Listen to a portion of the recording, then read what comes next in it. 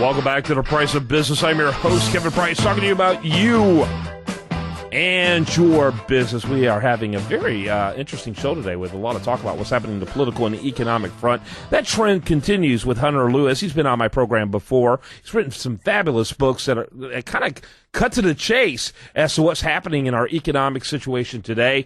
One of his most recent books is called Against Crony Capitalism in America. He is also the author of Free Prices Now, and my last name is Price, and it has nothing to do with my family getting freed. It's not like about me being a hostage or anything, but that'd be an interesting story too. But it's about the fact that our economy is being largely, if not entirely, manipulated by a government that has intentions other than our best economic interests. And economic freedom, by the way, is one of the freedoms that are the most obviously spelled out by the lack of discussion in the Constitution about government's role in the economy. And yet it's one of those freedoms that is most trampled on. And frankly, we haven't had many political leaders talk about economic freedom. One of the reasons why, even though I had issues with Sarah Palin, she really knows how to talk about economic freedom. She's the first national candidate I heard talk about that of either major party since Ronald Reagan. And let me tell you, Ronald Reagan really articulated a narrative about the importance of economic freedom. We don't have that much anymore. Hunter, what do you think about that? Economic freedom gone awry in this country? It certainly has. Tell us about your book, Crony Capitalism. Well, you and I have talked about how we had some really bad economic ideas recently. The idea that if you have too much debt causes a crash, just load on more debt, and taking on more debt will help reduce debt. But those bad economic ideas don't just lead to bubbles and busts. They also lead to the corruption of crony capitalism, which is what I talk about in my new book. Yeah, and for those who don't know what crony capitalism is that it's the idea of market mechanisms are still involved, but they're really distorted because it has the government getting money to whom they deem to be probable winners in their mind. And often that probable winner idea has nothing to do with whether or not they're going to be successful, but whether or not they align with their political objectives by either, funding the candidates' re-elections or whatever that might be. Is that a pretty decent summary of what we're talking about? Yeah, absolutely. I mean, the way I think of it is just that, crony capitalism is the merger of big government, big business, big finance, big labor, big law, all working together to make deals that help themselves and that do not help the public, and in particular don't help the middle class and the poor.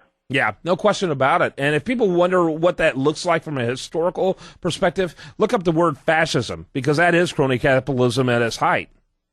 Absolutely. I mean, we've had crony capitalism for as long as human history, and it really got its ultimate expression in fascism. Yeah. And that's what's kept the human race so poor. That's why we have 1 billion people today that don't have enough to eat. Yeah. Are you Austrian in your economic perspective? Yes, yeah. Absolutely. Yeah, I gathered that from reading your books. I've read a couple of your books, and I consider myself Austrian as well. And the older I get, the more convinced I become that all the disorder that we have in our economy and our society is largely government driven, and it's creating disruption where ostensibly it was supposed to be creating order. So often the argument goes along the lines of we need more government control and regulation, or no, we need less government control and regulation.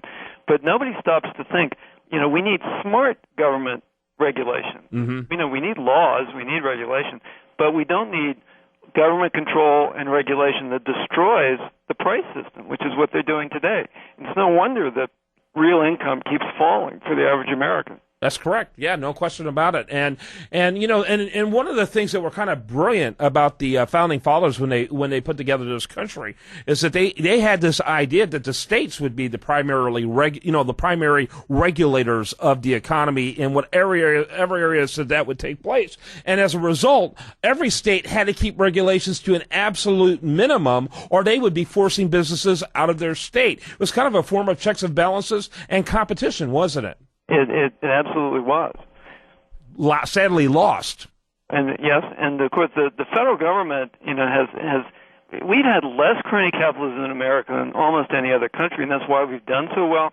But we haven't been perfect. I mean, the very first act of Congress was a tariff bill, which protected some special interests. Yeah. Yeah. By the way, your book, Where Keynes Went Wrong, phenomenal. I mean, that book was absolutely phenomenal. I think I read it in 2 or 3 sittings. In spite of the fact it's very intellectual, very heady, it was incredibly easy read. I don't know how you did that, but I walked away with such a sense of satisfaction, of understanding. And I've read a lot about Keynes in the past, but I had such a satisfied feeling, if you will, satiability there when it came to understanding Keynes at the end of that. It was a phenomenal book.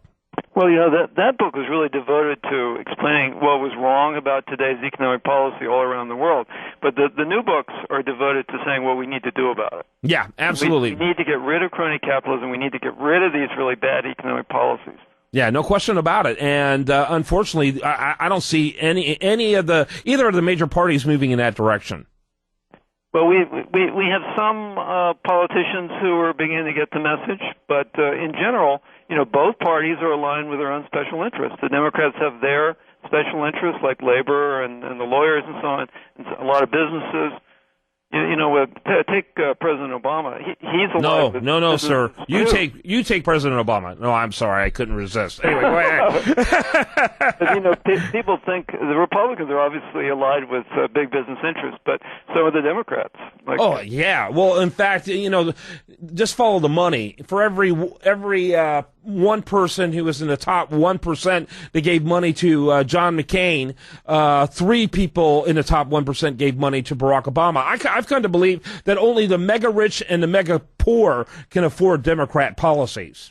And one of the best examples for me was that fiscal cliff bill at the beginning of this year, in which President Obama, he took credit for raising taxes on the rich, but when he signed it, he said we need more tax reform, more increases in taxes on the rich and corporations. Right. But he stuck in the bill, these tax reductions on his favorite corporations. That's right. The General Electric and the film industry and so on, and those tax reductions completely offset all the tax increases. Not to mention the plethora of so-called green companies that are now since bankrupt in spite of the government money. Well, that was part incredible. Of the stimulus bill that was really just a payoff to different parties as opposed to a stimulus. Absolutely, no question about it. Yeah. I actually believe that heavy taxes on the wealthy is actually a form of economic protection for the mega wealthy, because taxation only happens on economic activity in the vast majority of the cases. Money just sitting there doesn't get taxed, and so the mega rich can actually afford that. But who it actually hurts are those who want to become rich, doesn't it? That's absolutely right, because the small businesses need every dollar to grow, and of course, if it's taxed away, they can't grow. Exactly. Well, listen, as always, Hunter, you do a phenomenal job, and I'm ashamed that I didn't put the connection between your more recent books and Where Keynes Went Wrong. I should have, because the style is very similar. Great. I can freely recommend anything by Hunter Lewis. Anything I've read by him has been awesome, and I encourage you to check out the website againstcronycapitalism.org, againstcronycapitalism.org. Keep up the good work. Thanks. Great to be with you. You bet. When we come back, much more for you. I do want to remind you, best content here shows up over there at usdailyreview.com.